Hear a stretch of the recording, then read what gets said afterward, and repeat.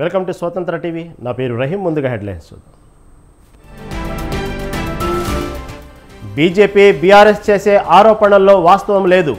BRS హయాంలో పౌర సరఫరాల శాఖను అస్తవ్యస్తంగా చేసిందన్న ఉత్తమ్.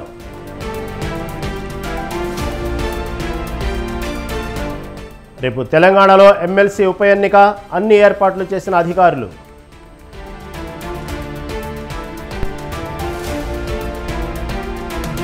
అధికారులు ఇష్టం వచ్చినట్లుగా ప్రవర్తిస్తున్నారు. టీడీపీ నేతలు దాడులు చేసినా పట్టించుకోలేదన్న పేర్ని నాని.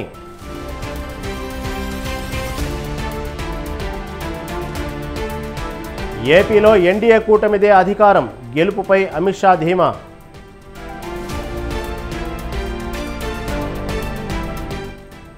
కేన్స్లో భారతీయ నటి సంచలనం, ఉత్తమ నటిగా అనసూయ.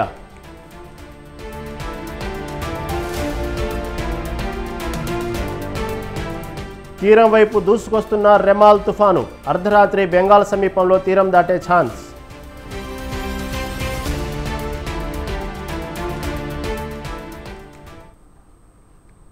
రైట్, ఇక డీటెయిల్స్ చూస్తే బీజేపీ బీఆర్ఎస్లపై తీవ్ర విమర్శలు చేశారు మంత్రి ఉత్తమ్ కుమార్ రెడ్డి. తమపై అసత్యాలు, అబద్ధాలు ప్రచారాలు చేస్తున్నాయని తెలిపారు. బీజేపీ బీఆర్ఎస్ చేసే ఆరోపణలో నయా పైసా వాస్తవం లేదన్నారు. గత ప్రభుత్వం పౌర సరఫరాల శాఖను అస్తవ్యస్తం చేసిందని ఆరోపించారు. సివిల్ సప్లై శాఖలో 58 కోట్ల అప్పులు, నష్టాలు 11,000 కోట్లు ఉన్నాయన్నారు. అలాగే అకాల వర్షానికి తడిసిన ధాన్యం కూడా ఎంఎస్పీ ధరకు కొంటామని కేబినెట్ భేటీలో నిర్ణయం తీసుకున్నామని, ధాన్యం కొనుగోళ్లు గత ప్రభుత్వం కంటే ఎక్కువ తామే చేశామని మంత్రి ఉత్తమ్ స్పష్టం చేశారు. ధాన్యం కొనుగోలు విషయంలో గత ప్రభుత్వం కంటే మేము ముందు రైతులకి లాభం జరిగే విధంగా మేము చర్యలు తీసుకుంటే, ఒక పెద్ద మనిషి అంటాడు 10% తాలు తరుగు మీరు కావలసుకొని ఇస్తున్నారు. ఉన్న 7,200 మహిళా సంఘాల ప్రొక్యూర్మెంట్ సెంటర్స్ ఉన్నాయి, 3,000 మిల్స్ ఉన్నాయి. ఏది ఈ కొనుగోలు ఆపరేషన్స్లో, ప్రొక్యూర్మెంట్ ఆపరేషన్లో మేము కమిషన్లు దోబినమాట, 1000 కోట్లు నేను తీసుకున్నట, 100 కోట్ల వరకు పంపించినట. ఇంత పచ్చి అబద్ధం, దుర్మార్గపు నీచమైన మాటలు వాడు ఉపసంహరించుకోవాలని చెప్పి నేను డిమాండ్ చేస్తున్నా. మరి ఢిల్లీకి పైసలు పంపించిండ్రు, మరి వాళ్ళు ఢిల్లీకి పైసలు పంపించి కొత్తగా బీజేపీలో చేరినారు, ఫ్లోర్ లీడర్ పదవి కొనుక్కున్నావు. కానీ మాకు ఆ సంస్కృతి లేదు. ఉత్తమ్ కుమార్ రెడ్డి అసలు కాదు.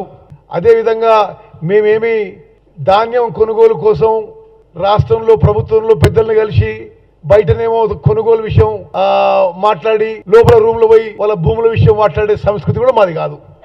రైతులకి లాభం జరిగే విధంగా మేము చర్యలు తీసుకుంటే, తాము రాష్ట్రంలో యూట్యాక్స్ వసూలు చేస్తున్నానంటూ బీజేపీ ఎల్పీ నేత మహేశ్వర్ రెడ్డి చేసిన వ్యాఖ్యలకు మంత్రి ఉత్తమ్ స్ట్రాంగ్ కౌంటర్ ఇచ్చారు. వినతి పత్రాలు తీసుకొచ్చి సీఎం దగ్గరికి పోయి లోపలికి వెళ్ళాక ల్యాండ్ సెటిల్మెంట్ విషయాలు మాట్లాడినట్లు కాదని ఘాటు వ్యాఖ్యలు చేశారు.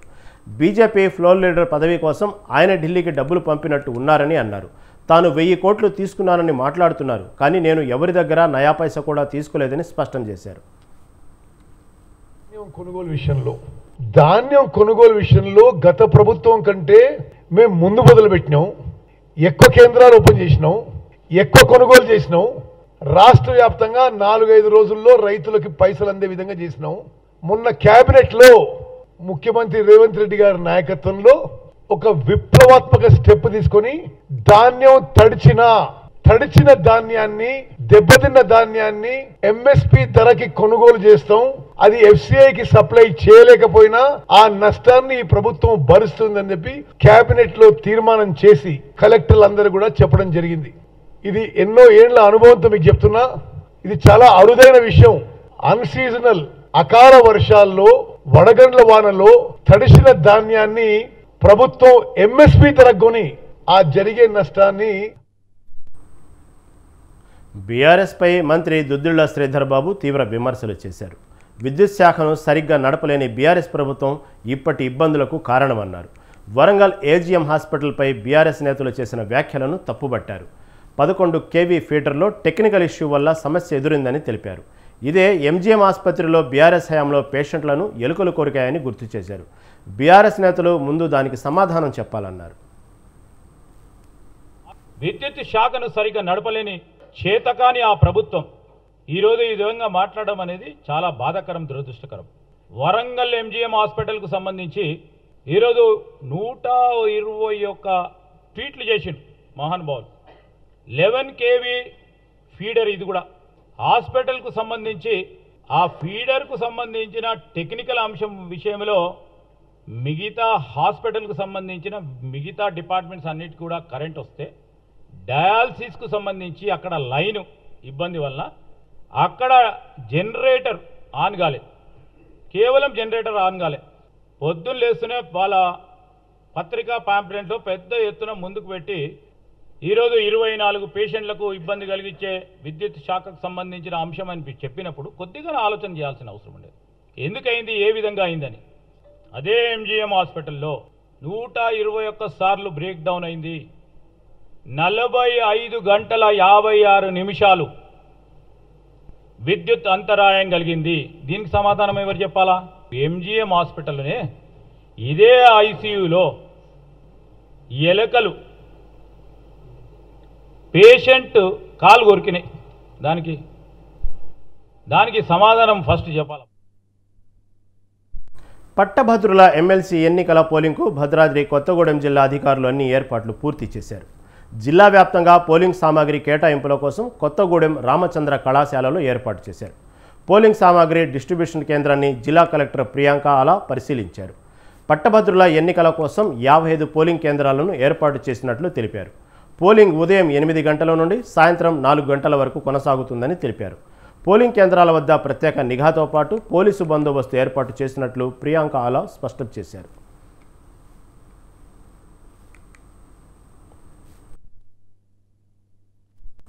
గ్రాడ్యుయేట్ కాన్స్టిట్యున్సీలో ఎలక్షన్ మనకి రేపు షెడ్యూల్ అయింది as per ECI guide lines. దీనిలో భాగంగా ఈరోజు మన భద్రాద్రి కొత్తగూడెం జిల్లాలో రామచంద్ర డిగ్రీ కాలేజ్లో డిస్ట్రిబ్యూషన్ సెంటర్ అనేది పెట్టుకుని ఉన్నాము. జిల్లాలో మొత్తంగా 55 పోలింగ్ స్టేషన్స్ ఉన్నాయి. మనకి అబౌట్ 40,106 ఓటర్స్ ఉన్నారు. సో 23 మండల్స్ కాను 55 పోలింగ్ స్టేషన్స్ ఉన్నాయి. సో ఈరోజు offer all the 55 polling station మనకి 10 సెక్టర్ ఆఫీసర్స్ గా మేము అపాయింట్ చేయడం జరిగింది అండ్ 22 రూట్స్ పెట్టడం జరిగింది. సో ఆ రూట్స్ లో కూడా ఈరోజు ఆల్ ది పోలింగ్ పార్టీస్ కి కలిపి అబౌట్ 350 మెంబర్స్ ఇక్కడ పోలింగ్ మటీరియల్ పోల్ అనేది they will be participating for tomorrow. అందరికీ కూడా రేపు పోల్ కి కావాల్సిన all the polling material and the ballot boxes, ballot papers కూడా అందజేయడం జరిగింది. వరంగల్, ఖమ్మం, నల్గొండ ఎమ్మెల్సీ గ్రాడ్యుయేట్ కాన్స్టిట్యున్సీలో వైఎస్ఆర్ కాంగ్రెస్ పార్టీలో ఫైర్ బ్రాండ్స్ అనగానే గుర్తుకొచ్చేది మంత్రి రోజా, మాజీ మంత్రి కొడాలి నాని. పార్టీ పరంగా మంచి వక్తగా రోజాకు పేరుండగా కొడాలి నానికి డేరింగ్ ఫెలోగా పేరుంది. స్వపక్షంలో ఈ నేతలకు ఈ విధంగా కితాబు ఉండగా విపక్ష నేతలు మాత్రం వీరిపై విమర్శలు గుప్పిస్తారు. స్వపక్షం విపక్షం మాట అలా ఉంచి ప్రజాపక్షంలో ఈ నేతల పేరు ఎలా ఉంది, ఈవీఎంలలో నిక్షిప్తమై ఉన్న వీరి భవిత ఎలా ఉండబోతుంది, ఈ ఇద్దరి నేతల గురించి విస్తృతంగా ఎందుకు చర్చలు జరుగుతున్నాయి? Watch the story.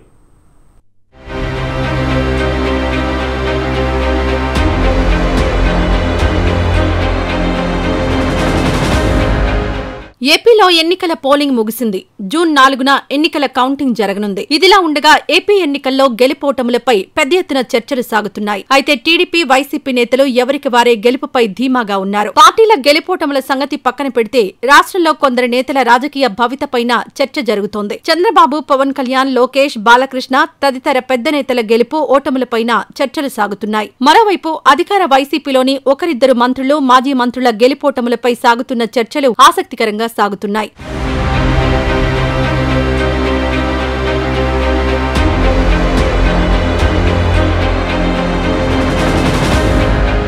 YSR Congress పార్టీలో ఫైర్ బ్రాండ్స్ అనగానే గుర్తుకొచ్చే పేరు మంత్రి రోజా. సహజంగా మంత్రి రోజా ప్రతిపక్షాలపై దూకుడుగా రాజకీయ విమర్శలు చేస్తుంటారు. చంద్రబాబు, లోకేష్, పవన్ కళ్యాణ్ ఇలా అవతల ఉన్న ఏ గొప్ప నేతపైనైనా రోజా ఘాటు విమర్శలు చేస్తుంటారు. దీంతో ప్రతిపక్షాలకు రోజా టార్గెట్ గా మారారు. అయితే వాగ్బాణాలు, మాటల తూటాలు, విమర్శలు, ప్రతి విమర్శలు విపక్షాలతో జరగడం సాధారణ విషయమే. అయితే రోజాకు సొంత పార్టీలోనూ సొంత నియోజకవర్గంలోనూ శత్రువర్గం ఏర్పడింది. కారణం ఏమైనా రోజా ఎన్నికల సమరంలో ఇంటా బయట పోరాటం సాగించాల్సి వచ్చింది. సొంత పార్టీ వారే తమకు వ్యతిరేకంగా పనిచేశారని సాక్షాత్ రోజాయే వెల్లడించారు. ఈ నేపథ్యంలో రోజా ఈ ఎన్నికల్లో గెలుస్తారా లేదా అనే చర్చలు సాగుతున్నాయి. 2014-2019 ఎన్నికల్లో నగర నియోజకవర్గం నుంచి వరుసగా 2 సార్లు రోజా విజయం సాధించారు. అయితే ప్రజల మనసుల్లో రోజాపై ఏ అభిప్రాయం ఉంది? మూడోసారి విజయం సాధించి హ్యాట్రిక్ కొడతారా? పరాజయం పాలై పక్కకు తప్పుకుంటారా? ఎక్కడ చూసినా ఈ రీతిగా చర్చలు కొనసాగుతున్నాయి.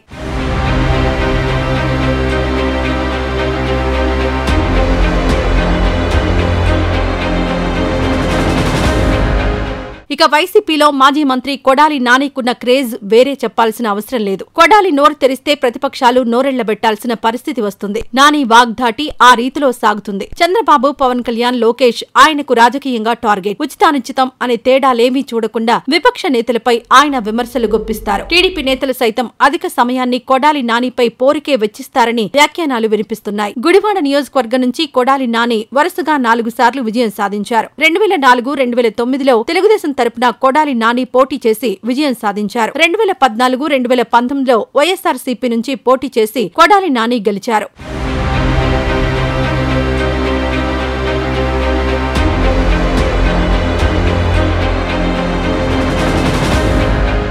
గతంలో 3 సార్లు కొడాలి నాని విజయం సాధించినా ఆయన గెలిచిన పార్టీ ప్రతిపక్షానికి పరిమితమైంది. అయితే 2019లో మాత్రం వైసీపీ విజయం సాధించి అధికారంలోకి వచ్చింది. కొడాలి నాని ఆ పార్టీ తరపున పోటీ చేసి విజయం సాధించారు. మంత్రి పదవిని దక్కించుకున్నారు. కొడాలి నాని మంత్రి అయ్యాక పలు వివాదాలు ఆయన్ని చుట్టుముట్టాయి. ముఖ్యంగా గుడివాడ నియోజకవర్గంలో పేకాట శిబిరాల నిర్వహణ, సంక్రాంతి సందర్భంగా క్యాసినో నిర్వహణ వంటి అంశాలు ఆయనకు తీవ్ర వ్యతిరేకత తెచ్చిపెట్టాయి. ఈసారి టీడీపీ తరపున ఎన్ఆర్ఐ వెనిగండ్ల రాము ఎన్నికల బరిలో నిలిచారు. తాను విజయం సాధిస్తే యువతకు ఉద్యోగాల కల్పనపై ప్రత్యేక దృష్టి పెడతానని రాము ఎన్నికల ప్రచారం చేశారు. గతంలో ఎన్నడూ లేని విధంగా గుడివాడలో రసవత్తర పోటీ జరిగింది. గుడివాడ నుంచి 5వసారి ఎన్నికల బరిలో దిగుతున్న కొడాలి నాని గెలుస్తారా లేదా? ఈ నియోజకవర్గంలో విజేతలు ఎవరు, పరాజితులెవరు అని ప్రజలు చర్చించుకుంటున్నారు. అయితే జూన్ 4వ తేదీన జరిగే ఎన్నికల కౌంటింగ్ లో వీరి భవితవ్యం తేలనుంది.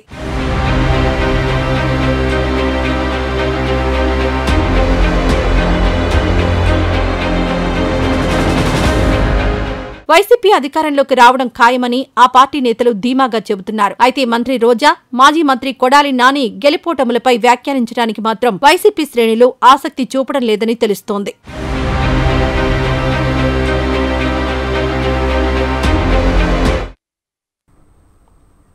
వర్షం అంటే కర్షకులు హర్షం వ్యక్తం చేస్తారేమో గానీ భాగ్యనగర వాసులు మాత్రం వణికిపోతారు. చిన్నపాటి వర్షం వచ్చినా పెద్ద నదుల్లా రోడ్లు మారిపోవడమే నగరవాసుల భయానికి కారణం. వర్ష భీభత్సానికి వాహనాలన్నీ పడవల్లా మారి ప్రవాహంలో కొట్టుకుపోతుంటే నిస్సహాయంగా చూడడం తప్ప ఏమీ చేయలేకపోతున్నారు. దీంతో జిహెచ్ఎంసీ అధికారులు వాటర్ లాగిన్ పాయింట్స్ గుర్తించారు. అయితే పాయింట్లు గుర్తించిన సమస్య పరిష్కారానికి సమగ్ర చర్యలు చేపట్టకపోవడంపై మైనస్ పాయింట్గా మారింది.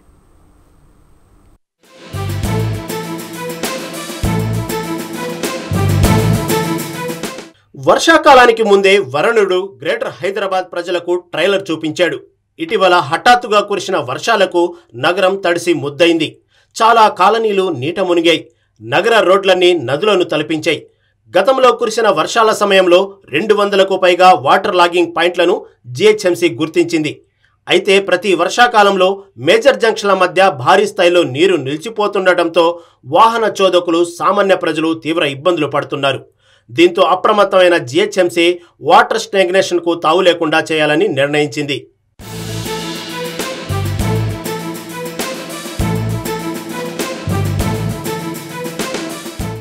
వర్షాకాలానికి బాగా ముందే కార్యాచరణ ప్రణాళికతో ముందుకెళ్లాలని అధికారులు నిర్ణయించుకున్నారు. ఇందుకు అనుగుణంగా వాటర్ లాగింగ్ పాయింట్ల వద్ద ప్రమాదాలు జరగకుండా మ్యాన్ హోళ్లను సరిచేస్తున్నారు. జిహెచ్ఎంసీ ఖైరతాబాద్ జోన్ కిందకి వచ్చే బంజారా హిల్స్, జూబ్లీ హిల్స్, వెంకటేశ్వర కాలనీ, సోమాజిగూడ, ఖైరతాబాద్ డివిజన్ల పరిధిలో 18 చోట్ల వరద నీరు నిలిచిపోతుందని జిహెచ్ఎంసీ గుర్తించి వాటి వివరాలను జలమండలి అధికారులకు అందజేసింది. అటు ట్రాఫిక్ పోలీస్ శాఖ, ఇటు జిహెచ్ఎంసీ ఈ 2 విభాగాల అధికారులు ఖైరతాబాద్, జూబ్లీహిల్స్ నియోజకవర్గాల్లో 121 వాటర్ లాగింగ్ పాయింట్లను గుర్తించడమే కాకుండా ఆ ప్రాంతాల పూర్తి వివరాలను జలమండలికి అప్పగించారు. వాటర్ లాగింగ్ పాయింట్లలో జలమండలికి చెందిన డ్రైనేజీ మ్యాన్ హోళ్ల మూతలు ఉన్నాయో లేదో, అక్కడ రక్షణ ఏర్పాట్లు ఎంతవరకు ఉన్నాయో పరిశీలించాలని సూచించారు.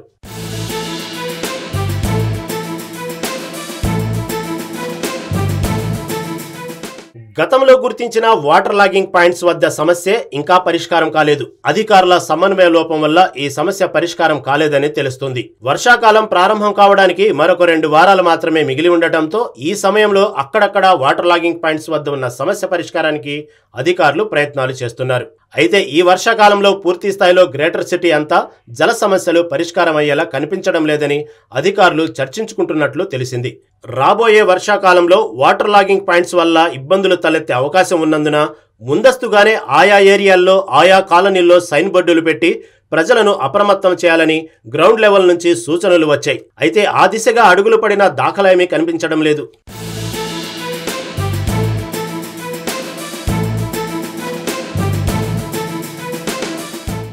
రాబోయే వర్షాకాలానికి ముందే జల సమస్యల పరిష్కారానికి, నాలాల మరమ్మతులకు అత్యవసర చర్యలు చేపట్టాలని ఉన్నతాధికారులు ఆదేశాలు జారీ చేశారు. అయితే గ్రౌండ్ లెవెల్లో ఆ పనులు నత్తనడకనే సాగుతున్నాయని తెలుస్తోంది. దీనిపై ఉన్నతాధికారులు వెంటనే చర్యలు తీసుకోవాల్సిన ఆవశ్యకత ఎంతైనా ఉంది. Prevention is better than cure అనే సామెతను జ్ఞప్తికి తెచ్చుకొని వర్ష భీభత్సాలపై ముందు జాగ్రత్త చర్యలు తీసుకోవాలని ప్రజలు తెలియజేస్తున్నారు. ఆదిలాబాద్ జిల్లాలో రైల్వే గేట్ ప్రధాన సమస్యగా మారింది. కొన్ని దశాబ్దాలుగా ఇది సమస్యలాగే ఉండిపోతుంది. రైల్వే బ్రిడ్జ్ నిర్మిస్తే ఈ సమస్యకు పరిష్కారం దొరుకుతుంది. కానీ ఆ దిశగా అధికారులు చర్యలు చేపట్టకపోవడంతో పట్టణం నుండి తాంసీ, తలమడుగు మండలాలకు వెళ్లే ప్రయాణికులకు ఇబ్బందులు తప్పడం లేదు. ఇదే అంశంపై మరింత సమాచారం మా ఆదిలాబాద్ ప్రతినిధి గణేష్ అందిస్తారు.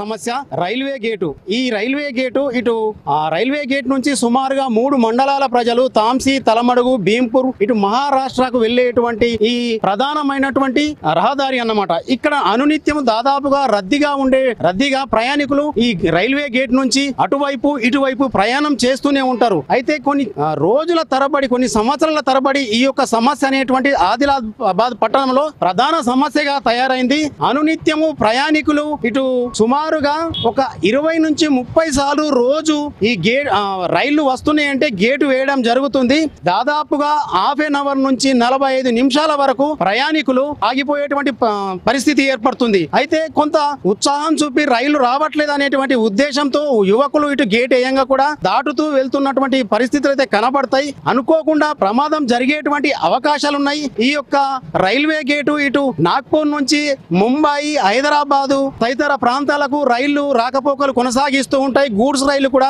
ప్రయాణం చేస్తూ ఉంటాయి. 30 నుంచి 40 సార్లు రోజు ఈ యొక్క గేటునైతే మూయడం జరుగుతుంది. అప్పుడు తీవ్రమైనటువంటి ప్రయాణికులు అటు ఇటు వెళ్లేటువంటి ప్రయాణికుడు ఆదిలాబాద్ పట్టణం నుంచి ఇటు భీంపూర్ గాని, తాంసీ గాని, తలమడుగు గాని ప్రయాణించేటువంటి ప్రయాణికులు చాలా తీవ్రమైనటువంటి ఇబ్బందులు ఎదుర్కొంటారు. కొన్ని సందర్భాలలో ఎమర్జెన్సీ కేసెస్ ఉంటే పేషెంట్లను తీసుకొని వచ్చేటువంటి 108లు ఈ యొక్క అంబులెన్సులు గనక వస్తే దాదాపుగా హాఫ్ ఎన్ అవర్ 45 నిమిషాల పాటు ఇక్కడ ఆగవలసినటువంటి పరిస్థితి ఏర్పడుతుంది. అందులో ఉన్నటువంటి పేషెంట్ ఇంకా ఎక్కువగా అనారోగ్యం గురయ్యేటువంటి అవకాశాలు కూడా కనబడతాయి. అయితే ఇక్కడ ఉన్నటువంటి స్థానికులు ఉన్నారు. ఈ గేటు వేయడం ద్వారా ఈ యొక్క రహదారి వల్ల ఎలాంటి సమస్యలు ఏర్పడుతున్నాయి అనేటువంటి మనం తెలుసుకునే ప్రయత్నం చేద్దాం. ఈ గేటు వేయడం వల్ల మీరు ఎక్కడి నుంచి ఎక్కడ ఉంటారు? నేను భీమ్సలో ఉంటాను. భీమ్సరి నుంచి రావడానికి ఒక 20 నిమిషాలు పడుతుంది. ఇక్కడ వచ్చిన తర్వాత స్కూల్ టైం కానీ, స్కూల్కి వెళ్ళేటప్పుడు కానీ, మళ్ళీ డ్యూటీకి వెళ్ళేటప్పుడు కానీ గేట్ వేయడం వల్ల బాగా ట్రాఫిక్ జామ్ అవుతున్నది, బాగా ఇబ్బందులు అవుతున్నది. అంబులెన్స్ వచ్చినా ఎవరు వచ్చినా కానీ బాగా తిప్పలు అవుతున్నది. ప్రజెంట్ మనం ఈ గేట్లు వేసేటువంటి చోట్లో ఉన్నాం.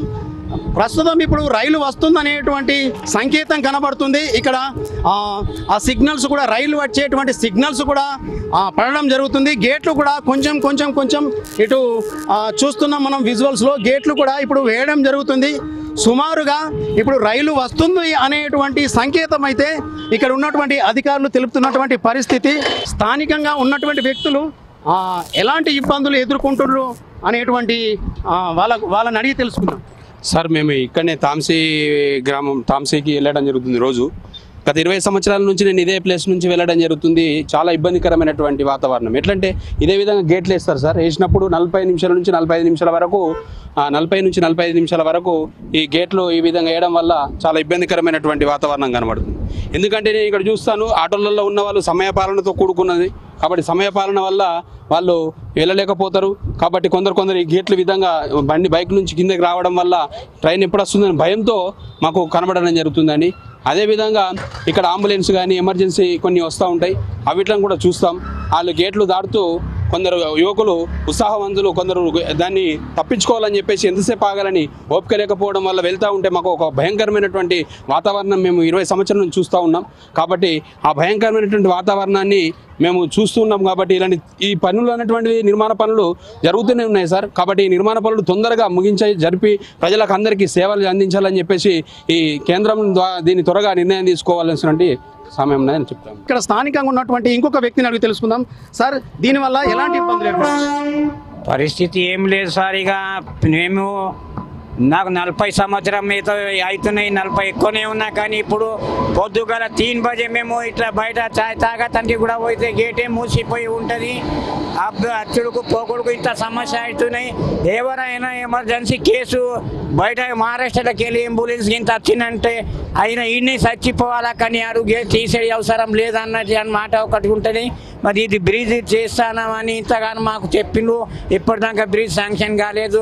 కేసీఆర్ రేవంత్ రెడ్డి సార్ దగ్గరికి పోతే అంటాడు మీ కేసీఆర్ పీరియడ్లో శాంక్షన్ అయిన బడ్జెట్ ఏడు పోయింది, మీ రేవంత్ మీ పాత మినిస్టర్ సార్కి అడుగులి అని అంటున్నారు. మరి ఇప్పుడు వచ్చాకాలం వర్షాకాలం ఉంది సార్, మరి పరిస్థితి ఇట్లా జీవితం అందరి మందిది ఖరాబ్ అవుతున్నది. ఏంటంటే ఉన్నాయి బాగా ఇక్కడ సగం గంట కానీ ఎక్కువ గేట్ వెళ్ళకుండా ఇప్పుడు మాల్గాడి వచ్చింది, మాల్గాడి ఒక హాఫ్ అవర్ తీసుకుంటుంది. మరి ఎట్లా చేద్దాం సార్? మరి మీరు పరిస్థితి కొంచెం చూడాలా. కొన్ని సంవత్సరాలుగా అండర్ బ్రిడ్జ్ నిర్మించాలని చెప్పేసి ప్రతిపాదనలు పంపినప్పటికీ ఇంతవరకు ఆ యొక్క అండర్ నిర్మాణం బ్రిడ్జ్ అనేటువంటిది పూర్తి కాలేదు. తప్పకుండా ఇప్పుడైనా కానీ ఈ ప్రాబ్లంను, ఈ ప్రధానమైనటువంటి ఆదిలాబాద్లో ఉన్నటువంటి అండర్ బ్రిడ్జ్ అనేటువంటి ప్రధానమైనటువంటి సమస్యను తీర్చాలని చెప్పేసి ఇక్కడ ఉన్నటువంటి ప్రజలు కోరుతున్నటువంటి పరిస్థితి. కెమెరామెన్ అశ్వత్తో గణేష్, స్వతంత్ర టీవీ, ఆదిలాబాద్ నుంచి.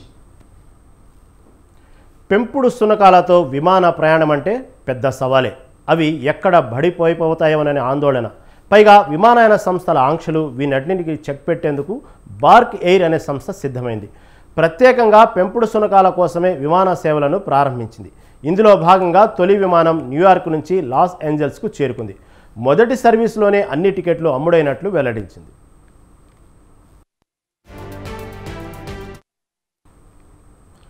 బార్క్ అనే కంపెనీ సునకాల ఆహారం, ఆట బొమ్మలను తయారు చేసి విక్రయిస్తుంటుంది. ఓ జెట్ చార్టర్ సర్వీస్ కంపెనీతో జట్టు కట్టి బార్క్ ఎయిర్ను ప్రారంభించింది. ఏప్రిల్లో తమ కొత్త సేవలను ప్రకటించింది. ప్రపంచంలో ఇలా సునకాల కోసం ఏర్పాటైన రెండో విమానయాన సంస్థ ఇది. యునైటెడ్ కింగ్డమ్కు చెందిన K9 జెట్స్ అనే ప్రైవేటు సంస్థ ఈ సేవలను తొలిసారి ప్రారంభించింది. సునకాల అవసరాలకు అనుగుణంగా విమానంలో బార్క్ ఎయిర్ అన్ని వసతులు ఏర్పాటు చేసింది. వాటితో పాటు సంరక్షకులు కూడా ప్రయాణించవచ్చు. ఏర్పాట్ల విషయంలో మాత్రం తొలి ప్రాధాన్యం సునకాలకే.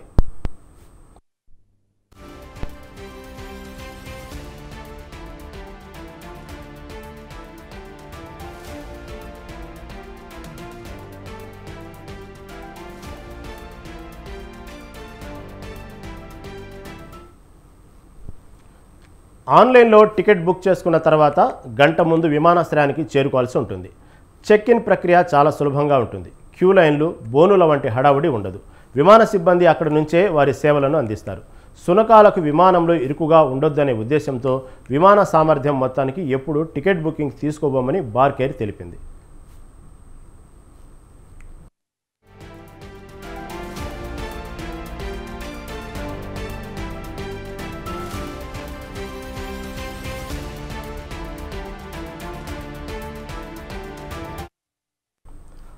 సునకాల కోసం విమానాల్లో ప్రత్యేక క్యాబిన్లు ఉంటాయి. ప్రతి క్యాబిన్లో మ్యూజిక్, లావెండర్ సెంట్తో కూడిన టవళ్ళు, సువాసన వెదజల్లే పాత్రలు సహా అన్ని సౌకర్యంగా ఉండేలా అన్ని వసతులు ఉంటాయి.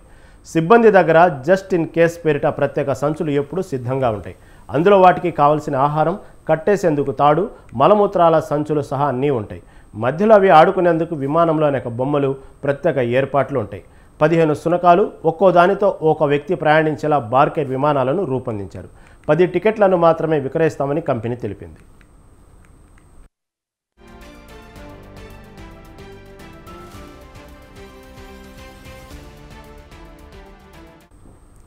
సునకాలకు క్రమం తప్పకుండా టీకాలు వేయించి ఉండాలి. గత 6 నెలల్లో రేబిస్ ప్రబలంగా ఉన్న దేశాల్లో నివాసం ఉండకూడదు.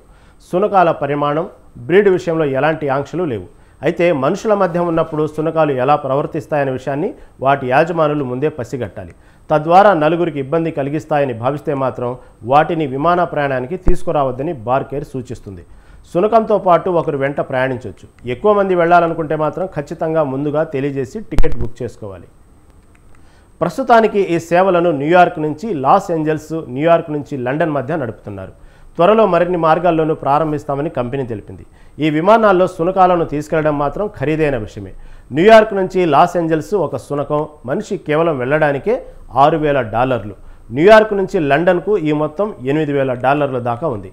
గిరాకీ పుంజుకుంటున్న కొద్దీ ధరలను తగ్గిస్తామని కంపెనీ తెలిపింది.